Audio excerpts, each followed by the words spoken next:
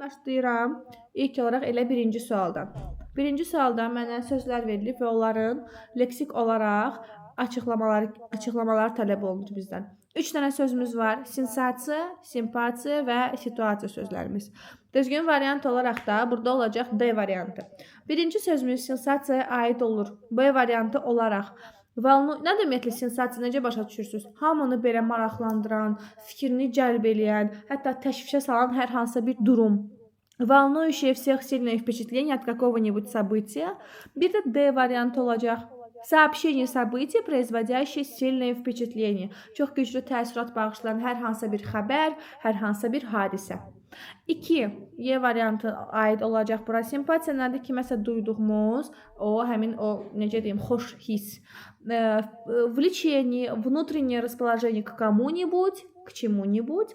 Və 3 situasiya, yada saxlayın, situasiya, случай, событие, bunlar sinonim sözlər olaraq götürülə bilər. Və hal-hazırda 3-ə də aid olacaq variant C. Совокупность обстоятельств, положение, yəni ki, vəziyyət mənasında və обстановка. Итого получается вариант D. 2-yə baxırıq. Укажите вариант, соответствующий высказыванию. Bizə bir cümlə verilir. Bu arada nəzərinizə çatdırım ki, 2023-ün qəbulunu işləyəcəksiniz. İlk olaraq həmin o qəbulda biz bu tip formatda bir sualla qarşılaşırıq. Yəni ki, imtahanda düşmə ehtimalı olan suallardan da iminə bu formatı. Sınaq işləyəndə də tez-tez qarşılaşacaqsınız bu suallarla. Укажите вариант. Хорошо. Так, значит, мы ценим время только тогда, когда его осталось mало. Yəni ki, biz zamanın qədrini ancaq o vaxt bilirik ki, nə vaxt ki, o az qalıb. İmенно bizə verilən bu cümlənin ikinci bir sinonim variantını tələb edir bizdən. Когда мы осознаем, что времени уже мало, nə vaxt ki, biz başa düşürük ki, vaxtımız azdır, тогда начинаем ценить его. O zaman onun qədrini bilməyə başlayırıq. İkinci sualda fərqli variant yazan varmı aramızda? Və yaxud da bu iki sual arasında qaranlıq qalan nəsə varmı? Mən bir yazmışdım. O niyə olmadı? Gəl baxaq. У кого много свободного времени, тот меньше всего извлекает из него пользу. Deyir ki, kimin nə qədər çox boş vaxtı varsa, o bundan daha çox xeyir götürür. Səhv cümlə deyil əslində, amma mənim cümləmlə sinonim cümlə deyil axı. Başa düşürsən? Səhv cümlə deyil bəlkə də, amma sənə verilən cümlənin sinonim variantı olmadığına görə səhvdir. Çox gözəl. Bəli, predlogları ayrı mövzulara keçəcəyik. Gəlirəm 3-cü suala. Укажите вариант с речевой ошибкой. Nədir речевая ошибка? Что такое речевая ошибка? Nitq xətası. Nitq səhvi. Biz keçdiyimiz mövzulara əsasən hansı iki nitq səhvini artıq bilməliyik sizinlə? Paronimlər. Bir paronim. Dəyərlərindən Bir də say və ismin uzlaşması. Daha doğrusu sifət və ismin uzlaşması. Düzdür? Правильно? Deməli, bu iki mövzunu, ümumiyyətlə mən çalışacağım hər mövzudan sonra nitq səhvi hissəsində sizə izah eləyim. Çox gözəl xatırlamağınız məni çox sevindirdi. Deməli, əgər qarşımıza bir nitq səhvi məsələsi gəlirsə, birinci olaraq cümlə içərisində paronimin səhv istifadəsini axtarmalıyıq. Hal-hazırda elə bir variant yoxdur. İkinci olaraq sifət və ismin uzlaşmasına baxmalıyıq. O da yoxdur hal-hazırda burada. Yəni ki, sifət və ismin uzlaşması var, lakin səhv yoxdur. Amma bizim bir dənə də mövzumuz var. Çatdırsam o mövzunu sizə bugün izah eləyəcəm, amma bilmirəm çatdıra bilərəm yoxsa yox. Səhvimiz burada say və ismin uzlaşmasındadır, xanımlar, bəylər, və variantımız A variantıdır. Bilmirəm, Azərbaycan bölməsinə əslində çoxlarına bu saylar çox aydın olmur. Yəni aydın deyil, yəni ki, tanış saylar deyil. Bilmirəm, eşitmisiniz yoxsa eşitməmisiniz. Двое, трое, четверо, пятеро, шестеро, семеро, восьмеро, девятеро, десятеро. Deməli, topluluq bildirən saylardır. Rusca onlara deyirik собирательные, числительные. Və bu saylar çox kaprizli saylardır. Nə mənada? Yəni ki, siz bu saylardan sonra Elə kateqoriya sözlər var ki, onları istifadə eləməyə sizə icazə verilir. Elə kateqoriya sözlər var ki, onların istifadəsinə icazə verilmir. İndi hal-hazırda da səhv imенно həmin o icazə məsələsindədir. Дело в том, что A variantında 5 девушек deyə bir söz birləşməsini görürsünüz. Fikir versiniz, mən altından xətt çəkmişəm onun. Gördünüz?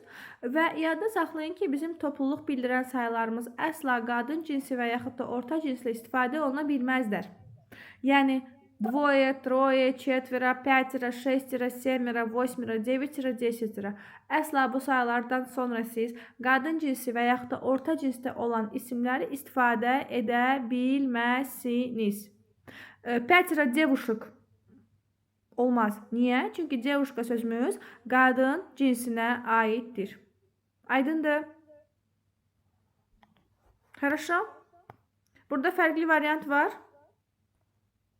Mən C götürmüşdüm. Elə Aha. bildim ki, starый друг elə qoca dostlar fikirləşdim, amma olurmuş hə, müəllimə starый Starый друг köhnə drugda dostlar. sən uzlaşma məsələsində səhv deyirsən var, yəni ki, qrammatik olaraq.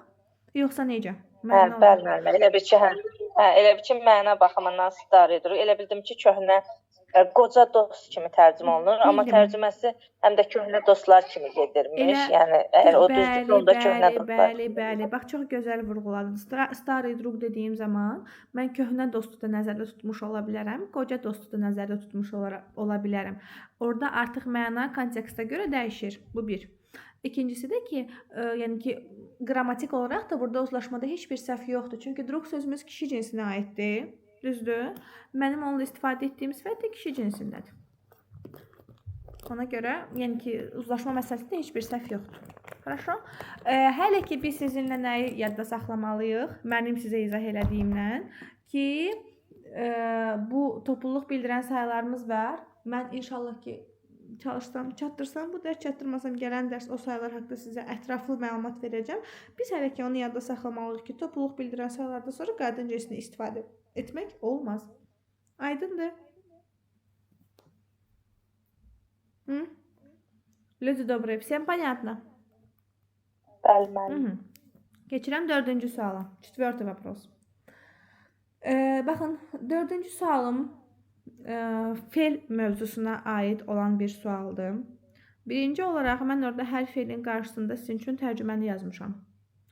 Fikir verirsə sizə göndərdiyim hər izahlı PDF-in üzərində çalışdığım qədər maksimal dərəcədə verilən sözlərin tərcümələrini qeyd edirəm. Mən sizin üçün qeyd edirəmsə, sizin də əsas işiniz nədir? Onları öyrənmək olsun. Bu bir. İndi gəlirəm sualın şərtinə. Fikir verirsinizsə 4-cü və 5-ci suallarının hər ikisinin şərti eynidir. Укажите слово, отличающееся по своему лексико-грамматическому признаку. Nə deməkdir bu? Deyir, mən sənə 5 dənə variant verirəm. Eyni şey 4-cü suala aiddir, 5-ci suala da aiddir. Mən sənə 5 dənə söz verirəm. Bu 5 dənə sözdən 4-ü biri bir qaydaya aiddir. Biri isə tamamilə fərqli qaydadır, başqa qaydaya aiddir. İndi дело в том, что biz bu mövzuya baxmamışıq, ona görə mən hələ ki sadəcə informasiya ötürürəm sizə. Əgər bakalavr dövründən kimsə совершенный, несовершенный вид, bitmiş, bitməmiş tərs mövzusunu xatırlayanlar varmı aramızda? Və yaxud da bəlkə başqa hardansa bilirik bu mövzunu. Bitmiş, bitməmiş tərs, совершенный, несовершенный вид deyə bir mövzu var idi. O keçmiş zamanda olurdu. Sadəcə keçmiş zamana aid deyil, xeyr. O indiki zamanda var, gələcək zamanda da var. Sadəcə feildə olan o prosesin ya davam etdiyini, ya da ki bitdiyini göstərir. Mən ayrı bir mövzu olaraq sizə onu izah eləyəcəm əslində. Da feil mövzusu gələndə. Lakin mənə maraqlıdır, siz bilirsinizmi? Yoxsa məsələn Nurayda qeyd edib ki, xeyr, mən bilmirəm. Adətən bakalavr mövzusu olaraq hər il imtahanda, yəni ki, abituriyentlərin imtahanında düşürdü ya, magistrların çoxusu o mövzudan bakalavrdan biraz bazalı gəlirlər. Ona görə soruşdum sizdən. Hal-hazırda 4-cü sualda fikir verirsə qarşımızda feillər var. Опоздать gecikmək, принять qəbul etmək, понять başa düşmək, узнать öyrənmək və сообщать xəbər etmək. Məsələ odur ki, опоздать, понять, узнать, принять, yəni A, B, C və D variantlarında olan sözlərin hamısı bitmiş tərzdə olan feillərdir. Yəni ki, prosesin keçmiş və yaxud da gələcək zamanda bitdiyini göstərir.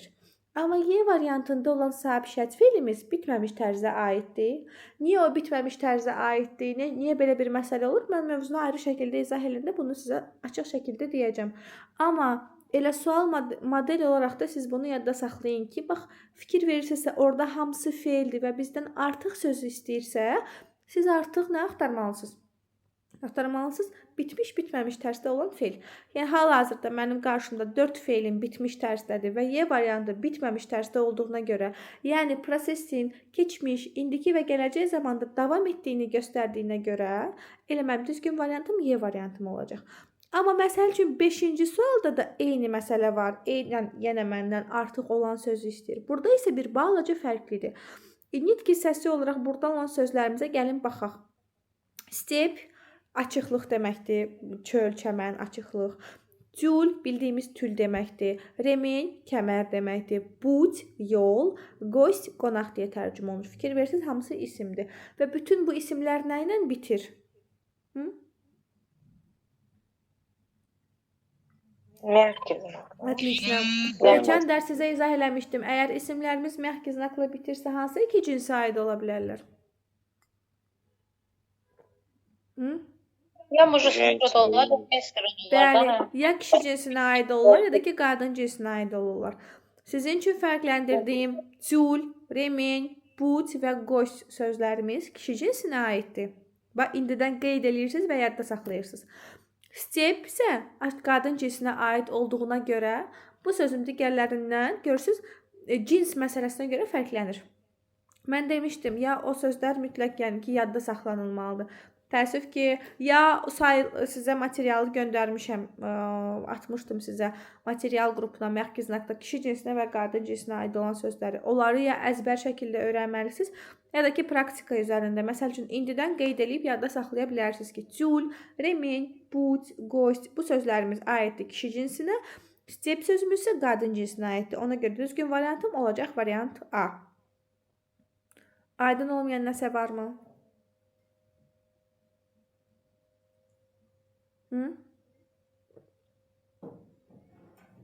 Xahiş eləmişdim axı, ən azından çata qeyd eləyəsiniz, aydındır yoxsa yoxdur. Aydındır, aydın. Başlayıram 6-cı sual. 6 da olur. 6-cı sualda izah edirəm. 6-cı sualda keçmişik sizinlə. Deməli, 6-cı sualımız nədir? Укажите слово, которое может быть употреблено и как прилагательное, и как существительное. Həm isim, həm də sifət kimi istifadə olunan söz istəyir bizdən. Mən sifət və isim mövzusunu bitirdikdən sonra sizə belə bir proses haqqında məlumat vermişdim. Substantivasiya. Substantivləşmə. Nə deməkdir substantivləşmə ümumiyyətlə? Что такое substantivasiya? İsimləşmə. Bəli, isimləşmə deməkdir. Yəni ki, fərqli nitq hissələrinə aid olan sözlərin isim olaraq, isim kimi istifadəsinə biz deyirik substantivasiya. Düzdür? İndi burada mənə, əgər siz sizə variantda verilən sözlərə fikir vermiş olsanız, xrabrый, dejurный, смелый, завидный, приятный hamısının ıy deyə bir sonluğu var və ıy sonluğu keçən dərsi yaxşı bilən tələbələrimiz, daha doğrusu keçən dərsdə iştirak edən tələbələrimiz bilir ki, sifətin kişi cinsinə aid olan bir sonluqdur. Məsəl üçün, добрый, красивый, yəni ki, sifətin sonluğudur, düzdür? İndi məndən 6-cı sualda tələb edir ki, mənə həm isim, həm sifət kimi istifadə olunan söz göstər. Yəni ki, isimləşmiş söz istəyir məndən və yaxud da substantivləşmiş söz istəyir. O da olacaq B variantındakı dejurный sözümüz. Dejurный Azərbaycan dilində növbətçi deyə tərcümə olunur. Məsəl üçün, baxın, mən aşağıda sizə qeyd eləmişəm. Dejurный ученик, növbətçi şagird, hal-hazırda sifətdir. Amma məsəl üçün desəm ki, dejurный был в классе, növbətçi sinifdə idi. Kim sinifdə idi? Növbətçi sinifdə idi. Hal-hazırda isə nə olmuş olacaq? İsim olmuş olacaq. Görürsünüz, eyni sözü mən həm isim kimi istifadə etdim, həm də sifət kimi istifadə elədim. Amma məsəl üçün, digər sözlərimiz, gəlin baxaq. A variantında olan xrabrый və C variantında olan смелый sözlərimiz deməli, sinonim sözlərdir. Hər ikisi cəsur deyə tərcümə olunur. Zavidni qibdə olunan deyə tərcümə olunur. Priyatni isə xoş deyə tərcümə olunur. Və bu sözlərimiz isim kimi istifadə oluna bilmir. Bu sözlər ancaq sifətdir. Burada həm isim, həm sifət kimi istifadə olunan sözümüz B variantında olan dejurный sözümüzdür. Aydındır? Понятно? Mən zavidni nədir? Qibtə olunan.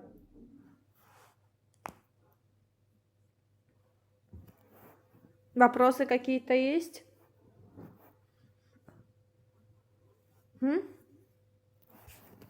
Хорошо. Keçirəm 7-ci sualımıza. Укажите вариант с лишним словом в синонимическом ряду. Deməli, bizə A, B, C, D, E variantlarında sinonimlərdən ibarət, deməli, sıralar verilib, variantlar verilib və deyir ki, hansı sinonim deməli, variantında, hansı sinonim sırasında seçilmiş sözdə səhv var. Yəni ki, sinonim sırasında özündə səhv var. Burada səhv bizim C variantımızda olandı. Baxın, mən aşağıda sizə tərcümələrini qeyd eləmişəm. Надёжный güvənilir. Verni iki cürə tərcümə olunur. Bir sadiq deyə tərcümə oluna bilər. Məsəl üçün verni друг. Bir də düz deyə tərcümə oluna bilər. Məsəl üçün verni ответ. Düz cavab. Bir də həmin o sırada почетный sözümüz istifadə olunub, hansı ki Azərbaycan dilinə hörmətli deyə tərcümə olunur. Və güvənilir, sadiq və yaxud da düz mənasında indi bilmirəm. Və hörmətli sözlərimiz sinonim olmadığına görə C variantımız səhv hesab olunur. Amma məsəl üçün A variantında bütün sözlər vacib, B variantındakı sözlərimiz məşhur, D variantındakı sözlərimiz möhtəşəm, Y variantında olan sözlərimiz səliqəli deyə tərcümə olunur və bu sözlər sinonim olaraq istifadə oluna bilərlər. Amma C variantında olan bu sözlərimiz güvənilir, sadiq, düz və hörmətli sözlərimiz isə sinonim deyillər. Ona görə 7-də düzgün cavabım C variantıdır. Fərqli variant qeyd edən varmı?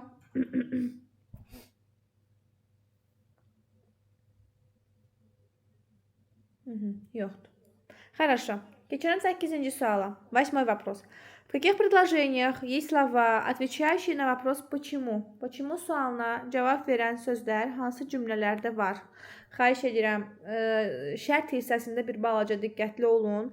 Bax, demir ha mənə hansı cümləm почему sualına cavab verir.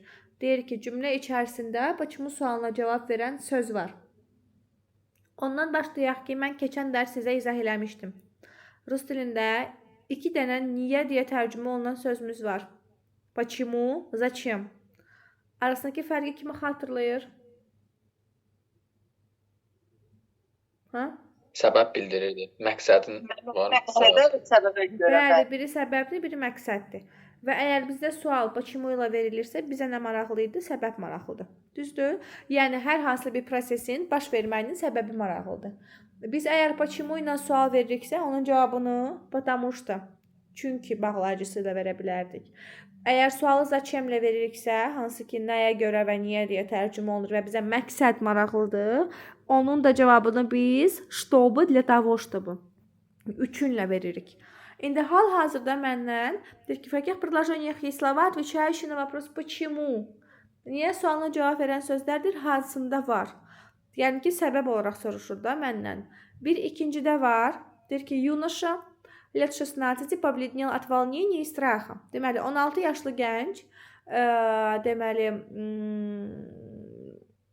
narahatçılıqdan və qorxudan, daha doğrusu həyəcan və qorxudan ağardı. Nəyə görə, niyə ağardı? Hansı səbəbə ağardı? Yəni ki, də belə qorxdu mənasında. Həyəcandan və qorxudan. От волнения и страха. Dördüncü cümləmizdə var. İzza şuma падающего дождя.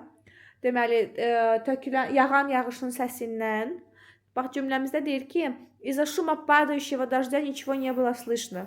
Yağan yağışın səsindən heç nə eşitmək olmurdu. Niyə görə heç nə eşitmək olmurdu? Nəyə görə eşitmək olmurdu? Heç nə yağan yağışın səsinə görə. Bir də 5də var. В течение суток горячая вода не подавалась в дома. Deməli, bir gün ərzində evlərə isti su verilmədi. Niyə görə? Почему? Из-за аварии. Qəzaya görə. İkinci, dördüncü və beşinci cümlələrimizdə niyə sualına cavab verən sözlərimiz deməli, sizin üçün də qeyd eləmişəm. От волнения и страха, из-за шума падающего дождя, из-за аварии. Fərqləndirmişəm. Düzgün variantım da A variantı olacaq. İkinci, dördüncü və beşinci cümlələrdə. Aydındırmı? Все понятно.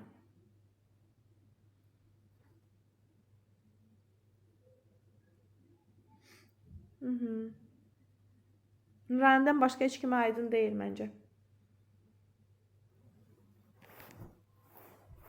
Müəllim, burada ancaq tərcümə ilə tapmaq olur da, Paçeri. Məsəl üçün izza var bir predloqda, belə deyək, sözənə olaraq da.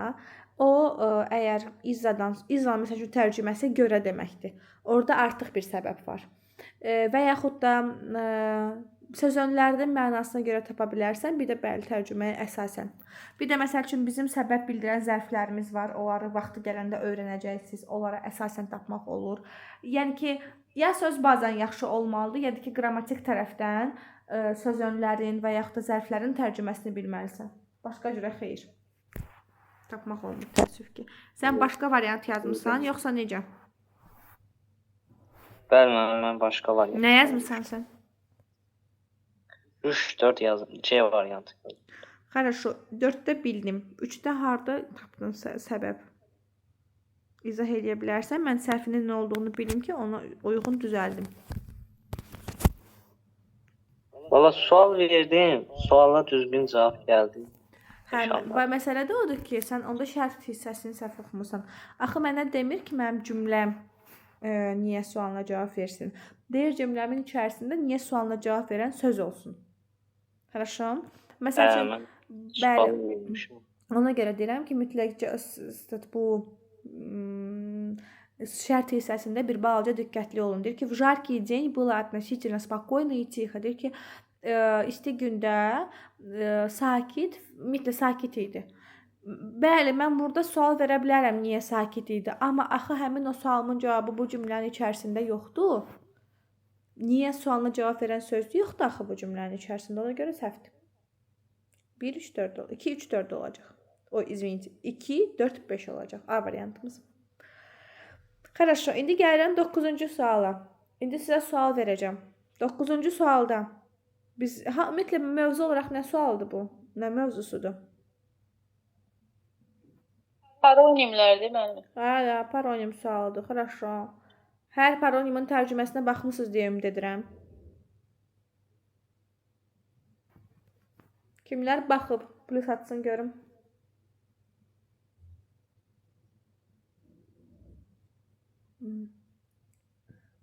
Хорошо, Səlman baxıb. Başqa? İsmail baxıb. Başqa heç kim baxmayıb, yoxsa necə? Yaxşı, necə bəs bunun cavabını tapmısınız? Nə yazmısınız 9-cu suala? Yazmısınız, sən niyə yazmısınız?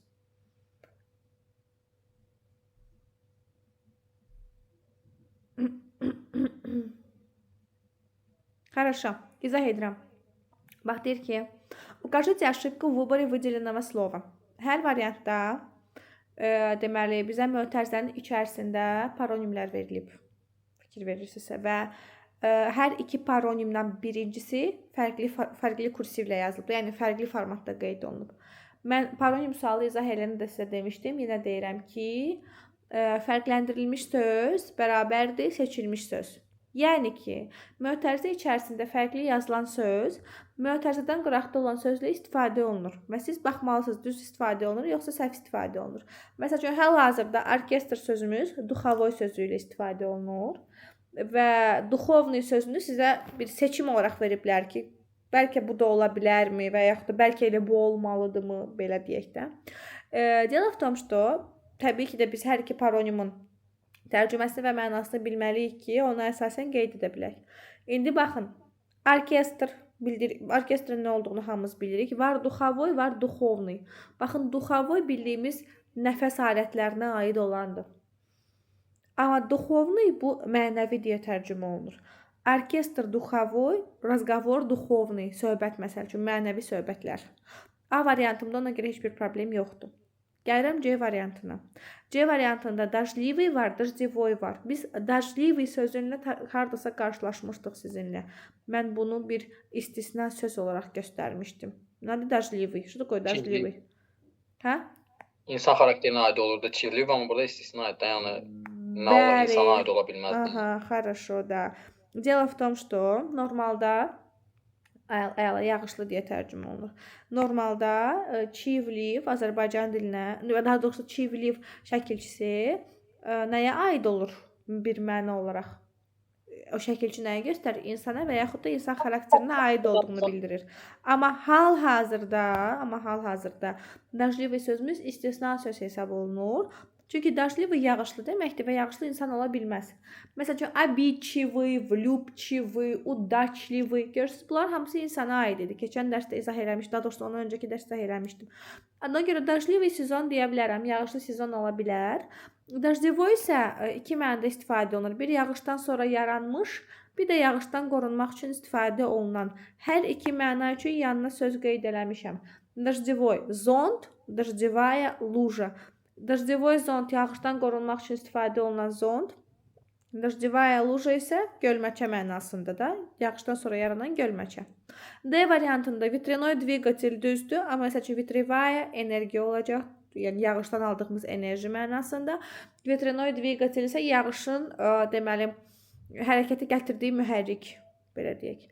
Və Y variantında skrytый və skrytный bu paronimu da izah eləmişdim sizə. Skrytый, baxın birinci paronimimiz gizli deyə tərcümə olunur. Məsəl üçün skrytый смысл, gizli fikir mənasında. Skrytый враг, например, gizli düşmən mənasında. Amma skrytный baxın n var sözün içərisində. O deyirik özünə qapalı insana və yaxud da insan xarakterinə aid olur. Burada səhv olacaq B variantında полет, uçuş deyə tərcümə olunur və əgər biz sınaq üçün nəzərdə tutulmuş uçuş deyiriksə, полет испытательный. Məsəl üçün və yaxud da işə giririk, işdə bizə sınaq müddəti verirlər. Срок испытательный. İspitательskidə SK var. Orada bir mənsubiyyət olmalıdır. Uçuşda bir mənsubiyyət yoxdur. Uçuşumuz mənsub ola bilməz deyə B variantı səhvdir. Полет испытательный olmalıdır. Bu paronimlər öyrənilməlidir. Aydındır?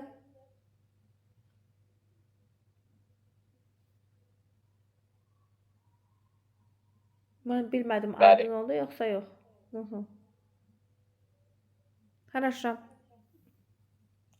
Şəbnəm və Sənandan başqa heç kimə aydın deyil, yoxsa mən geri dönüş ala bilmirəm sizdən? Çox qəşəng izah eləyirsiniz, müəllimə, hamısını bir-bir. Təşəkkür edirəm, çox sağ olun. Gəlirəm 10-cu suala. 10-cu sualda isə biz, baxın, elə şərtin özündə də bizdə onu tələb edilir ki, logически дополните предложение. Məntiqi olaraq cümləni davam elətdirməliyik sizdən. Artıq mənə deyir ki, məntiqi olaraq, yəni ki, nə deməkdir bu? Cümlənin birinci hissəsi və ikinci hissəsi bir-birinə mütləq yəni ki, uymalıdır bir-biri ilə. Elə cümlənin birinci hissəsində deyir ki, неисполнимых желаний нет. Yerinə yetməyən arzular yoxdur. Düzgün variantım D variantıdır. Надо только постараться притворить их в жизнь. Sadəcə onları həyata keçirmək üçün çalışmaq lazımdır. Məsələn, məntiqi olaraq cümləmin birinci hissəsi, ikinci hissəsinə uydursa, heç bir problem yoxdur. 11-ci sual. Təəssüf ki, 10-cu və 11-ci sualda bunlar biraz tərcümə əsaslı suallar olduqlarına görə mən sizə çox kömək edə bilmirəm. 11-ci sualda biz sizlə cümlə qurmalıyıq və düzgün variantım C variantı olacaq. Oxuyuram cümləni. Нет такой книги, из которой нельзя научиться чему-нибудь новому. То есть, извините, хорошему. Elə kitab yoxdur ki, onun içindən yaxşı nəsə öyrənməyəsən. Yenə deyirəm, təəssüf ki, bu hissədə sizə çox kömək ola bilmirəm, çünki tərcümə əsaslı bir sualdır. Düzgün variantım C variantı olacaq. 12-ci suala gəlirəm. В каком предложении выделенное слово употреблено в прямом значении? Fərqləndirilmiş söz həqiqi mənada istifadə olunub. Baxırıq. A variantında. У него разбилась последняя надежда. Baxın, fərqləndirmişəm sizin üçün. Разбилась надежда. Tərcüməsi ümidi sındı deyə tərcümə olunur. Ümid sına bilərmi? Xeyr, sına bilməz məcazi mənada.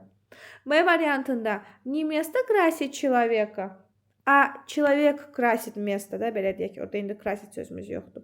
Место красит человека. Yer insanı necə bəziyə bilər və yaxud da necə bəziyə bilər? Bəziyə bilməz, ona görə B səhvdir. Daha doğrusu məcazi mənadır. Природа не спала. Təbiət yatmamışdı. Təbiət istəsə də yata bilməz. D variantında погода разгулялась. Deyir ki, с утра был туман, но потом погода разгулялась. Bu da məcazi mənadır. Qalır orada düzgün variantım olaraq Y variantımız. Alpinisты поднялись. Deyir ki, alpinisты поднялись до самой вершины горы. Deyir ki, alpinistlər dağın başına qədər qalxdılar. Alpinistlər dağın başına qədər qalxa bilərlərmi? Bəli, qalxa bilərlər. Ona görə Y variantımız düzgün cavab olacaq. Demişdim sizə, əgər isim və daha doğrusu həqiqi və yaxud da məcazi məna tələb olunursa. Ha? Bəli, görürük. Çox gözəl, əla. Deməli, mən qalmışdım 13-cü sualı, düzdür? Daha doğrusu 12-ni izah elədim. Keçirik 13-cü suala. Bu vaxta qədər izah elədiyim suallardan hər hansındasa aydın olmayan nəsə varmı? Что непонятно есть?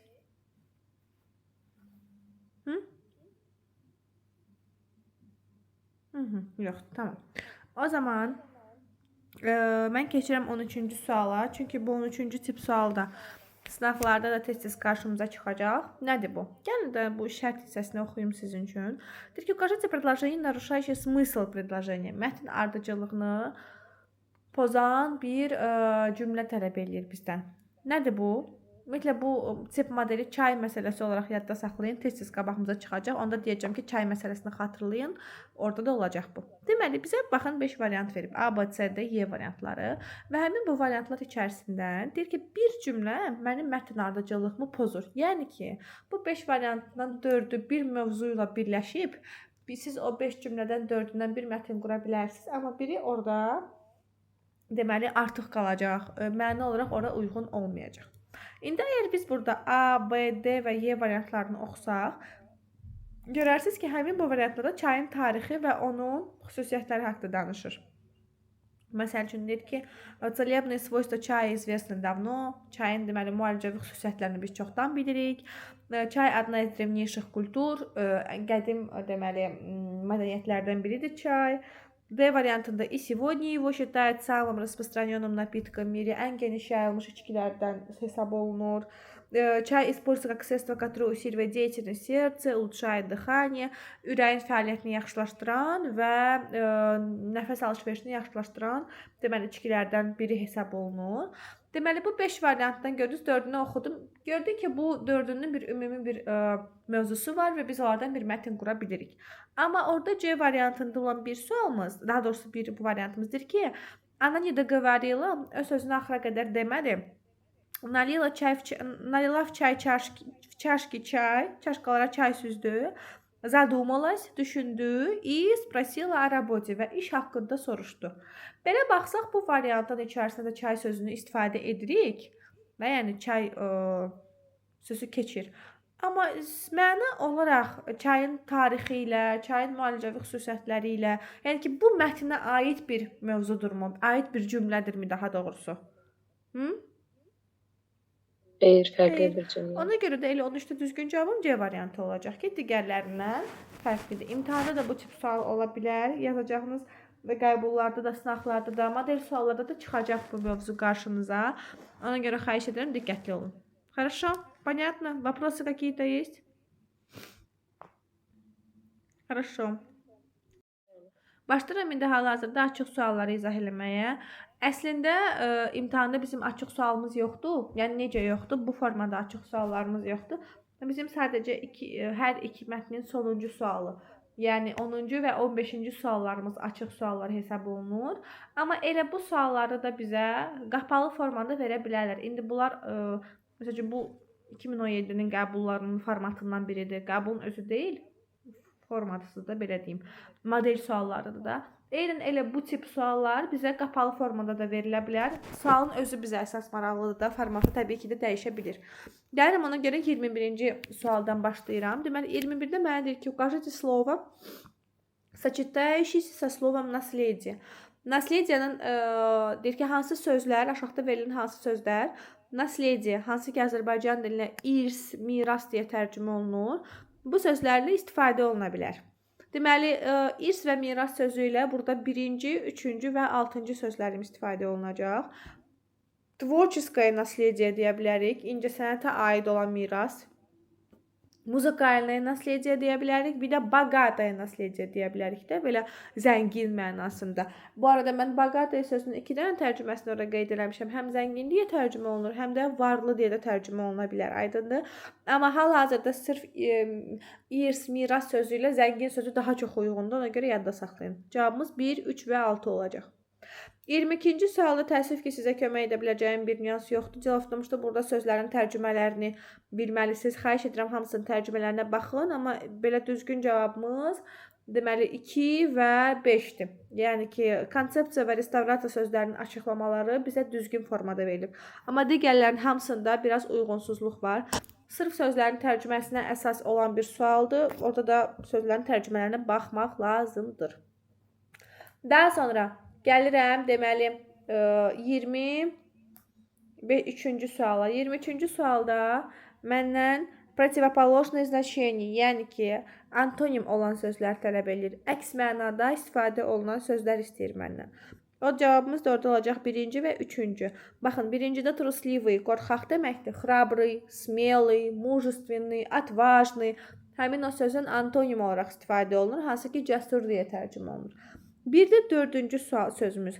Nезыблемый yerindən tərpənməyən, dinamik olmayan deyə tərcümə olunur. Antonim olaraq da неустойчивый əksinə, dinamik olan, yerində durmayan mənasında 4 olacaq. 5-də угрюмый, хмурый, мрачный, пасмурный sözlərimiz sinonim hesab olunurlar. Fərqli düzdür mənalarda başqa tərcümələri ola bilir. Necə? Məsəl üçün deyirəm. Угрюмый, хмурый bu biraz qaşqabaqlı deyə tərcümə olunur. Mraçный, məsəl üçün deyirik mraçная погода, da belə tutqun hava, eyni şəkildə пасмурная погода, tutqun hava. Həqiqi və məcazi mənalarda fərqli tərcümələr ola bilər, amma eyni zamanda da sinonim olaraq istifadə oluna bilərlər. Digər sözlərin tərcümələrində zəhmət olmasa baxırsınız və öyrənirsiniz. 24-cü suala gəlirəm. Составьте диалог. Dialoq qurmalıyıq sizinlə. Deyir ki, Arzu, хочешь сегодня пойдем в филармонию? Deyir ki, Arzu, istəyirsən bugün filarmoniyaya gedək. O da 2-dən cavab verir. Конечно, хочу. Только у меня нет билета. Deyir ki, təbii ki, istəyirəm, amma mənim biletim yoxdur. У меня есть пригласительный билет на двоих. Deyir ki, məndə 2 nəfərlik dəvətnamə var. 2 nəfərlik dəvətnamə var.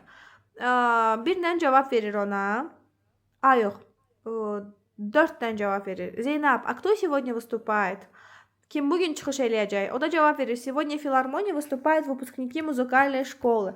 Deməli, musiqi məktəbinin deməli, məzunları çıxış eləyəcəklər bugün filarmoniyada.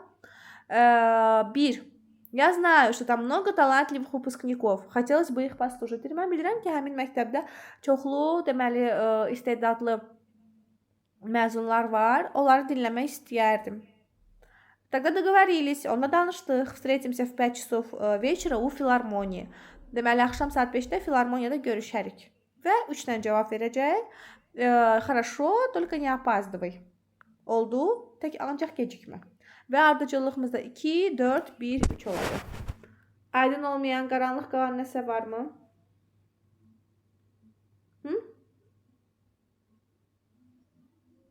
Xeyr. Xeyr məndən. Çox gözəl. Və son sualımız mətn qurmalı olduğumuz bir sualdır. Bu tip sualda tez-tez olur imtahanda. Ümumiyyətlə mətn qurmaqdır, dialoq qurmaqdır, cümlə qurmaqdır. Bunlar hamısı sırf leksikologiya, tərcümə əsaslı söz bazasını yoxlayan suallar olduğuna görə böyük ehtimal ki, qabağımıza çıxacaq.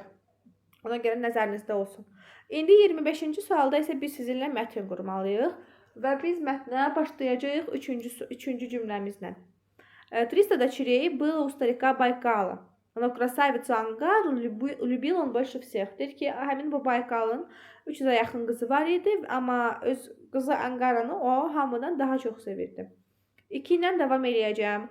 Чтобы сберечь дочь, заточил он ее в высокой башне. Deməli, həmin qızını qorumaq üçün o onu çox böyük bir qalaya, belə çox hündür bir qalada bağlı saxlayır. 6. Но не помогли стены. Вырвалась Ангара на свободу и побежала к своему возлюбленному Енисею. Deyir ki, amma həmin bu divarlar kömək olmadı. Həmin Angara deməli oradan çıxır azadlığa və öz sevgilisi Yeniseyin yanına qaçır. 4. Разгневанный отец кинул вслед дочери кусок скалы. скалы. А место, куда попала скала, стал называться Şaman камнем. Deyir ki, atası bu məsələyə çox əsəbləşir və qızının ardınca çox böyük bir daş atır. Həmin o daşın, o qalanın düşdüyü, həmin o daşın düşdüyü yer isə Şaman daşı adlanır. Və sonraqda yox, burada bir balaca uyğunsuzluq gəldi axı, bir dəqiqə.